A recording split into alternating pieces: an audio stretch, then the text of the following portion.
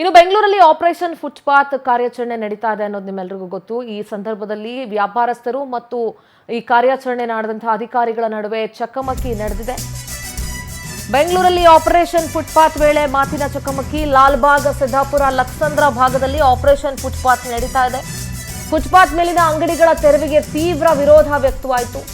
ರಸ್ತೆ ಬದಿ ಅಂಗಡಿಗಳ ತೆರವಿಗೆ ವ್ಯಾಪಾರಸ್ಥರು ವ್ಯಾಪಕ ಆಕ್ರೋಶವನ್ನ ವ್ಯಕ್ತಪಡಿಸಿದರು. ಜಿಬಿಎ ಅಧಿಕಾರಿಗಳು ಮತ್ತು ಬೀದಿ ಬದಿ ವ್ಯಾಪಾರಿಗಳ ಮಧ್ಯೆ ಟಾಕ್ ಫೈಟ್ ಆಯಿತು. ಸಿದ್ದಾಪುರ ಪೊಲೀಸ್ ಠಾಣೆ ರಸ್ತೆಯಲ್ಲಿ ಆಪರೇಷನ್ ಫುಟ್ಪಾತ್ ಕಾರ್ಯ ನಡೀತಾ ಇದೆ.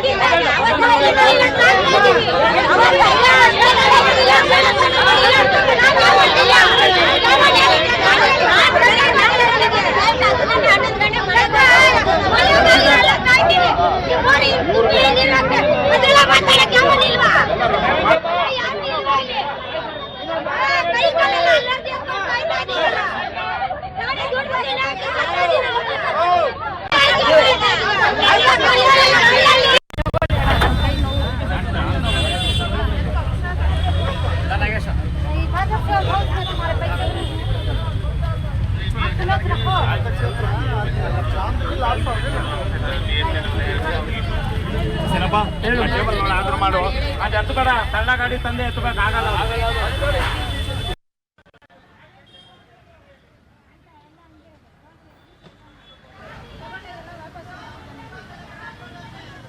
ಶಶಿಧರ್ ಪ್ರತ್ಯಕ್ಷ ವರದಿ ಕೊಟ್ಟಿದ್ದಾರೆ. ಏನೇನೆಲ್ಲ ಆಯ್ತು ಅಲ್ಲಿ ನೋಡ್ಕೊಂಡು ಬರೋಣ ಬನ್ನಿ.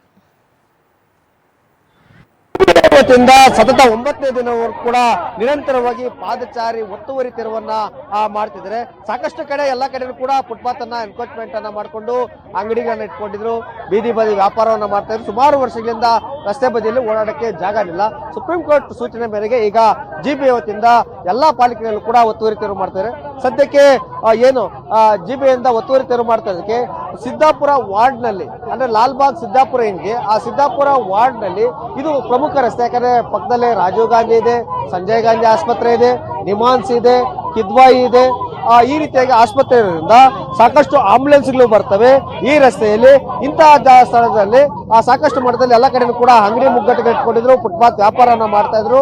ಸಂಚಾರವನ್ನು ಮಾಡೋಕೆ ಸಾಕಾಗ್ತಾ ಇಲ್ಲ. ಈ ಕಾರಣದಿಂದ ಒತ್ತುವರಿ ಮಾಡಕ್ಕೆ ಬಂದಾಗ ಈಗ ಜಿಬಿಎ ಅಧಿಕಾರಿ ವಿರುದ್ಧ ಸಾಕಷ್ಟು ಜನ ಆಕ್ರೋಶವನ್ನು ವ್ಯಕ್ತಪಡಿಸಿದ್ದಾರೆ. ಬನ್ನಿ ಕೇಳೋಣ. ಅಮ್ಮ ಯಾಕೆ ಈಗ ಯಾಕೆ ಬಾ ಜೊತೆಲಿ ಅಂತ ಕರೀತಾನಲ್ಲ ಸಾಹೇಬ್, ನ್ಯಾಯನ ಇಂತ ಅನ್ಯಾಯ ಇಂತ ಬಡವ್ರಿಗೆ ಹಿಂಗ್ ಮಾಡ್ತಾರ ಹೇಳಿ? ರೋಡಲ್ಲಿ ಮಾಡ್ತೀವಿ ಅಂದ್ರೆ ಹಿಂಗ್ ಮಾಡ್ತೀವ? ಈಗ ಒಂದೇ ಕಡೆ ಮಾಡ್ತಲ್ಲಮ್ಮ, ಎಲ್ಲಾ ಕಡೆನೂ ಮಾಡ್ತಿದ್ದಾರೆ. ಮಾಡ್ತಾ ಇದೀವಿ ಸರ್, ನೀವು ಎಲ್ಲಾ ಕಡೆನು ಹೇಳ್ಬಿಟ್ಟು ಮಾಡ್ಬೇಕು, ನೋಟಿಸ್ ಕೊಡ್ಬೇಕು. ಇದು ಏನಕ್ಕೆ ಕೊಟ್ರು ಹೇಳಿ? ಇದು ಯಾಕೆ ಕೊಟ್ರು? ಇದು ಕೊಡ್ಬಾರ್ದಾಯ್ತು. ನಮ್ಗೊಂದ್ ದಿವಸ ಮುಂಚೆ ಹೇಳಿ, ನಾವು ತಗೊಂಡಿವಿ. ಯಾಕೆ ಅನ್ನ ಎಲ್ಲ ಚೆಲ್ಲಿದ್ರು, ಎಲ್ಲ ರೋಡ್ ಬಿಸಾಕಿದ್ರು? ಯಾರು ಕೊಡ್ತಾರ ಅದನ್ನ? ಕಟ್ಕೊಡೋರು ಯಾ ನನ್ ಮಗ ಕಟ್ಕೊಡ್ತಾನೆ ಹೇಳಿ? ಹೋದ್ಸಲಿ ನಮ್ ಗಡಾಚಾರಿ ನಮ್ಗೆ ಹಿಂಗ್ ಮಾಡಿದ್ರು, ಹೆಲ್ಪ್ ಮಾಡಿ ಕೊಟ್ಟಿದ್ರು, ಅವ್ರಿಂದ ಅನ್ನ ತಿಂತಾ ಇದೀವಿ. ಹೋದ್ಸಲಿ ಇದೇ ತರ ಚೆಲ್ಲಿದ್ಕೆ ಅವ್ರೆಲ್ಲ ನಮ್ಗೆ ಕಟ್ಕೊಟ್ರು. ಅವ್ರು 5 kg 5 ಮೂಟೆ ಅಕ್ಕಿ ಕೊಡ್ಸಿ ನಮ್ಗೆ ಹೇಳಿ ಕಳ್ಸಿದ್ರು. ಈ ತರ ಮಾಡಬಾರ್ದು, ಅನ್ಯಾಯ, ಇಂತ ದೌರ್ಜನ್ಯ ಮಾಡಬಾರ್ದು ಸರ್. ಮಾಡಿರೋದು ತಪ್ಪು, ಹೇಳ್ಬಿಟ್ಟಾದ್ರು ಮಾಡ್ಬೇಕು. ಏನು ಹೇಳ್ತೀರ ಮಾಡ್ಬಿಟ್ರೆ ಹೆಂಗೆ ಸರ್ ಹೇಳಿ ಸರ್? ಓಕೆ, ಏನಂದ್ರೆ ಜಿಬಿ ಅಧಿಕಾರಿಗಳು ನೋಟಿಸ್ ಅನ್ನ ಕೊಡ್ತಲ್ಲ, ಅದು ಕೂಡ ಕಾಲಾವಕಾಶ ಕೊಡ್ತಲ್ಲ. ಮೊದಲೇ ಕೊಟ್ಟಿದ್ರೆ ನಾವು ಅಂಗಡಿಯನ್ನ ಎತ್ಕೊಳ್ತಿದ್ವಿ, ಇಲ್ಲ ಆಹಾರ ಧಾನ್ಯಗಳಾದ್ರೂ ಕೂಡ ತೆಗೆದುಕೊಳ್ತೀವಿ ಅಂತ ಹೇಳ್ಬಿಟ್ಟು ಆಕ್ರೋಶವನ್ನು ವ್ಯಕ್ತಪಡಿಸಿದ್ರೆ. ಇನ್ನೂ ಒಂದಷ್ಟು ಜನ ವ್ಯಾಪಾರಸ್ಥರನ್ನ ಮಾತಾಡ್ಸೋಣ. ಏನಾಯ್ತಮ್ಮ ಇಲ್ಲಿ ಘಟನೆ? ಯಾಕೆ ಗಲಾಟೆ? ಸರ್ ಏನು ಅವ್ರು ಹೇಳ್ತಾ ಇಲ್ಲ. ಬಂದಿದೆ ಗಾಡಿಯಲ್ಲಿರೋ ಐಟಮ್ಗಳೆಲ್ಲ ತಳ್ತಾರೆ, ಅವರೇ ಗಾಡಿ ತಳ್ಳಿ ಬಿಡ್ತಾವ್ರ ರೋಡ್ಗೆ. ಈಗ ನಾವ್ ವ್ಯಾಪಾರ ಮಾಡೋದಕ್ಕೆ ಅವ್ರು ಲೈಸೆನ್ಸ್ ಕೊಟ್ಟಿರೋದಕ್ಕೆ ನಾವ್ ಅಂಗಡಿ ಹಾಕಿರೋ ಸರ್. ನಾವು ಮಕ್ಕಳನ್ನ ಓದಿಸ್ಬೇಕು, ಮಕ್ಕಳನ್ನ ಬೆಳೆಸ್ಬೇಕು. ನಾವ್ ಏನ್ ಮಾಡ್ಬೇಕು? ನಮ್ಗೆ ಯಜಮಾನ್ರಿಲ್ಲ. ನಾವ್ ಕಷ್ಟ ಪಡ್ತಾ ಇರೋದ ಈ ಫುಟ್ಪಾತ್ ಇಂದ. ನಾವ್ ಇಷ್ಟು ವರ್ಷ ಕಷ್ಟ ಪಟ್ಕೊ ಬಂದಿದೀವಿ. ಇವಾಗ ಏಕದಮ್ಮಾಗ ಅವ್ರು ಏನು ಹೇಳೇ ಇಲ್ಲ. ಇವಾಗ ಸಡನ್ ಅಂತ ಗಾಡಿಗಳೆಲ್ಲ ತಳ್ತಾ ಇದಾರೆ. ಈಗ ಎಲ್ಲಾ ಕಡೆನೂ 10 ದಿನದಿಂದ ಕೂಡ ಎನ್ಕ್ರೋಚ್ಮೆಂಟ್ ಮಾಡ್ತಾ ಇದ್ರು. ಗೊತ್ತಿತ್ತಾ ನಿಮ್ಗೆ? ಗೊತ್ತಿತ್ತು, ಗೊತ್ತಿರ್ಲಿಲ್ಲ ಸರ್. ಬೇರೆ ಅಂಗಡಿಗಳು ಟೈಮ್ ಕೊಡ್ತಾರೆ, ನಮಗ್ ಟೈಮ್ ಕೊಡ್ತಾ ಇಲ್ಲ ಅವರು. ಸರ್ ಅದು ನಂದಿನಿ ಹಾಲ್ ಬೂತ್ ಎತ್ತಿಸಿಲ್ಲ, ಎಲ್ಲಾರ್ಗು ಜನಗಳಿಗೆ ಅನ್ಯಾಯ ಮಾಡಿ ಮೋಸ ಮಾಡಿದ್ದಾರೆ. ನಂದಿನಿ ಹಾಲ್ ಬೂತ್ ಒಳಗಡೆ ಹಾಲ್ ಮಾಡ್ತಿರೋದು, ಸಿಗರೇಟು, ಬೀಡಿ, ಪಾನ್ ಬರಕ್ ಎಲ್ಲ ಮಾರಿ ಜನಗಳಿಗೆಲ್ಲ ಅನ್ಯಾಯ ಮಾಡ್ತಾರೆ. ಫಸ್ಟ್ ಇರೋದು ಅದು. ಅದನ್ನ ಎತ್ತಿಸ್ಬೇಕು. ಇವ್ರು ಜನಗಳ ಮೇಲೆಲ್ಲ ಏನಕ್ಕೆ ಈ ತರ ಮಾಡ್ತಿದ್ದಾರೆ? ಹೋಟೆಲಲ್ಲಿ 100 ರೂಪಾಯಿ ಒಂದು ಐಟಮ್ ಇವ್ರು ಕೊಡ್ತಾರೆ, 30 ರೂಪಾಯಿ ಏನಕ್ಕೆ ಇಷ್ಟೊಂದು ಅನ್ಯಾಯ ಮಾಡ್ತಿದ್ದಾರೆ ಜನಗಳಿಗೆ ಇವರು? ಮರ್ಯಾದೆ ಕೊಟ್ಟು ಬಿಟ್ಟಿದ್ದೀರಾ, ಇವಾಗ ನಮ್ಗೆ ಮರ್ಯಾದೆ ಕೊಡಿಲ್ಲ, ಎಗರ್ಕೊಂಡ್ ಬರ್ತೀರಲ್ಲ. ಹಂಗಂದ್ರೆ ಫುಟ್ಪಾತ್ ಅಲ್ಲಿ ಇರೋ ಕಂಡ್ರೆ ಅಷ್ಟು ಅನಾವಶ್ಯಕ. ಅವ್ರಿಗೆ ಅವಕಾಶ ಕೊಟ್ಟಿದಾರಂತೆ, ನಮ್ಗೆ ಅದೇ ತರ ಅವಕಾಶ ಕೊಡ್ಬೇಕಲ್ಲ.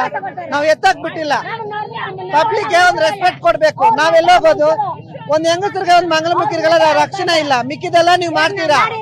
ಬಡವ್ರು ಎಲ್ಲೋಗೋದು ನಾವು. ಓಕೆ, ಜಿಬಿ ಅಧಿಕಾರಿಗಳು ಒಂದು ಕಣ್ಣಿಗೆ ಸುಣ್ಣ ಇನ್ನೊಂದು ಕಣ್ಣಿಗೆ ಬೆಣ್ಣೆ ಅನ್ನುವಂತೆ ಈ ರೀತಿಯಾಗಿ ವರ್ತನೆಯನ್ನ ಮಾಡ್ತಾರೆ. ಹಾಗೆ ನಂದಿನಿ ಹಾಲು ಬೂತ್ಗೆ ಮಾತ್ರ ಅವಕಾಶವನ್ನು ಮಾಡಿಕೊಟ್ಟಿದ್ದಾರೆ. ಆದ್ರೆ ನಮ್ಗೆ ಯಾಕೆ ಒತ್ತುವರಿ ತೆರವನ್ನ ಮಾಡ್ತಾ ಇದ್ರಿ ಅಂತ ಹೇಳ್ಬಿಟ್ಟು ಮತ್ತೆ ನಮ್ಗೆ ಐಡಿ ಕಾರ್ಡ್ ಯಾಕನ್ನ ಕೊಟ್ರಿ, ಯಾಕೆ ನಮಗೆ ಲೈಸೆನ್ಸ್ ಅನ್ನ ಕೊಟ್ರಿ, ನಾವ್ ಯಾವ್ದೇ ಕಾರಣಕ್ಕೂ ಕೂಡ ಒತ್ತುವರಿ ತೆರವಿಗೆ ಬಿಡೋದಿಲ್ಲ, ನಮ್ಮ ಅಂಗಡಿ ವ್ಯಾಪಾರ ನಾವು ಮುಂದುವರಿಸ್ತೀವಿ ಅಂತ ಹೇಳ್ಬಿಟ್ಟು ಇಲ್ಲಿನ ವ್ಯಾಪಾರಸ್ಥರು ಆಕ್ರೋಶವನ್ನು ವ್ಯಕ್ತಪಡಿಸಿದ್ರೆ. ಹೀಗಾಗಿ ದೊಡ್ಡ ಮಟ್ಟದ ಗೊಂದಲ ಕೂಡ ಸೃಷ್ಟಿಯಾಗಿದೆ. ಪೊಲೀಸರು ಕೂಡ ಬಂದಿದ್ದಾರೆ, ಮಾರ್ಷಲ್ ಬರ್ತಿದ್ದಾರೆ.